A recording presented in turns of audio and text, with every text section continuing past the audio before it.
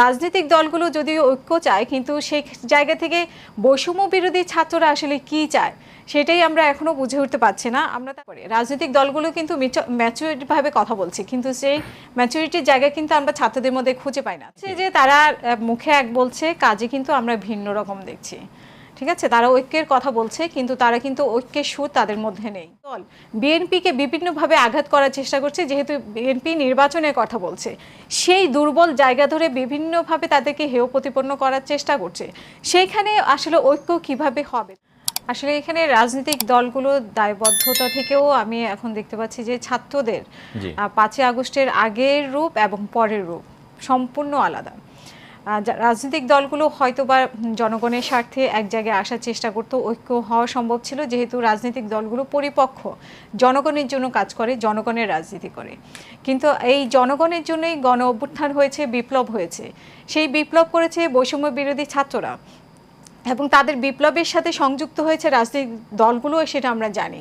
কিন্তু যখনই 5ই আগস্ট হয়ে গেল, তখনই আমরা দেখলাম যে ছাত্রদের এক এক দিন এক এক রূপে তারা ধর্ণা দিচ্ছে। এখন আমার মনে হয় যে রাজনৈতিক দলগুলো যদিও ঐক্য চায়, কিন্তু সেই জায়গা থেকে বৈষম্য বিরোধী ছাত্ররা আসলে কি চায় সেটাই আমরা এখনো বুঝে উঠতে পারছি না। আমরা তাদেরকে গণসংযোগ করতে দেখছি, তাদেরকে আলটিমেটাম দিতে দেখছি যে একটা ঘোষণাপত্রের জন্য, কিন্তু সেখানে তারপরে ওরা বলছে এখন গণসংযোগ করছে ওরা 6 থেকে 11 তারিখ পর্যন্ত, এবং তারা বিভিন্নভাবে, বিশেষ করে বড় দল বিএনপিকে বিভিন্নভাবে আঘাত করার চেষ্টা করছে, যেহেতু বিএনপি নির্বাচনের কথা বলছে, সেই দুর্বল জায়গা ধরে বিভিন্নভাবে তাদেরকে হেয় প্রতিপন্ন করার চেষ্টা করছে।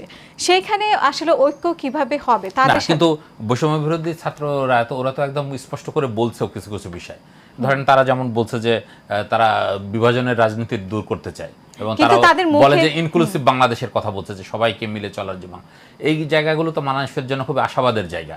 বা ধরেন তারা নির্বাচনের ক্ষেত্রেও খুব যে সরাসরি বিএনপিকেই বলছে এমন না, তারা নির্বাচন নিয়ে তাদের অবস্থানটা পরিষ্কার করছে। তারা মনে করছে যে আগে সংস্কারগুলো সম্পন্ন হয়, তারপরে নির্বাচন। সেই ক্ষেত্রে ধরেন মানে হয়তো অন্যান্য রাজনৈতিক দলের সাথেও তাদের মানে জায়গাটা মেলে না, কিন্তু তাদের অবস্থানটা তো পরিষ্কার। এখন সেই অবস্থানটাকে অন্যরা কিভাবে নিচ্ছে সেটা হচ্ছে বিষয়। প্রথম হচ্ছে যে তারা মুখে এক বলছে, কাজে কিন্তু আমরা ভিন্ন রকম দেখছি। ঠিক আছে, তারা ঐক্যের কথা বলছে, কিন্তু তারা কিন্তু ঐক্যের সুর তাদের মধ্যে নেই।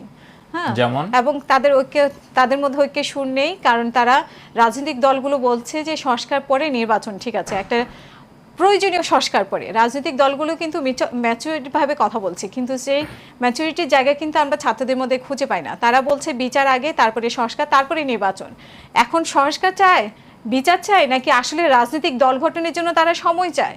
তাদের যে জনসংযোগের নামে তারা যে যা করছে, বা তারা যে ইউনিটির নামে তারা যে শহীদ মিনারে করেছে, সেটা কি আদৌ প্রয়োজন ছিল কিনা এই 5 মাস পরে এসে, নাকি তারা তাদের নেতৃত্ব জাহির করার চেষ্টা করছে যে তারা তাদের জায়গা কতটা গুরুত্বপূর্ণ, এবং তাদের দলকে আস্তে আস্তে সুসংগঠিত করার জন্য এবং অন্য অন্য দলের সাথে নিজেদেরকে কম্পেয়ার করার জন্য, নিজেদের নেতৃত্ব দেখানোর জন্যই কিন্তু তারা বেশি ব্যস্ত।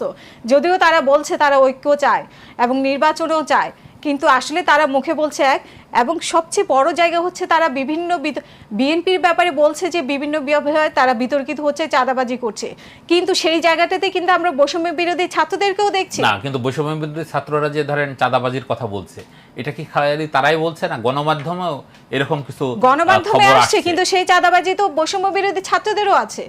এবং এই চাঁদাবাজি দূর করার দায়িত্ব কার? সরকারের। সরকার কেন করছে না? বিএনপি কি বলেছে যে আমাদের নেতা নেত্রীদেরকে ধরা যাবে না? তারাও তো ব্যবস্থা নিচ্ছে তাদের দলের জায়গা থেকে, কিন্তু এখানে সরকারের দায়বদ্ধতা। তারা কি সরকারকে দায়ী করছে? সরকারের কাছে জবাবদিহিতা চাচ্ছে, এবং তারাও নিজেরাও তো জড়িয়ে যাচ্ছে। আমরা তাদের কাছে ঋণী, কারণ আজকে তারা সেই বিপ্লব করেছে বলে আমি বাংলাদেশে আসতে পেরেছি, আপনাদের সাথে কথা বলছি, কিন্তু আজকে হয়তো আমি বাংলাদেশে আসতে পারতাম না। আমরা তাদের কাছে ঋণী, কিন্তু তাদের জায়গাটা আমাদের কাছে অন্যরকম সম্মানের জায়গা ছিল। সেই জায়গাটা ওরা আস্তে আস্তে ওদের কার্যকলাপ দিয়ে, ওদের কথাবার্তা দিয়ে ওরা মুখে এক কথা বলছে, কিন্তু কাজে কিন্তু ওরা অন্যভাবে প্রমাণ করছে। ইতিমধ্যে আপনারা দেখেছেন ওদের বিভিন্ন আর্থিক অসঙ্গতি নিয়ে কথা উঠেছে, এবং আজকে ওরা 4 জনকে বহিষ্কারও করেছে। এবং এদের মধ্যে যে কারণে 4 জনকে বহিষ্কার করেছে, এইরকম কিন্তু আমরা আরও কিন্তু দেখেছি। ওরা যে কারণটি দেখেছে সেটা হচ্ছে আওয়ামী লীগের সাথে এক ধরনের আতাত করছে, চাঁদাবাজি করছে, এই ধরনের কারণে তারা বহিষ্কার করেছে।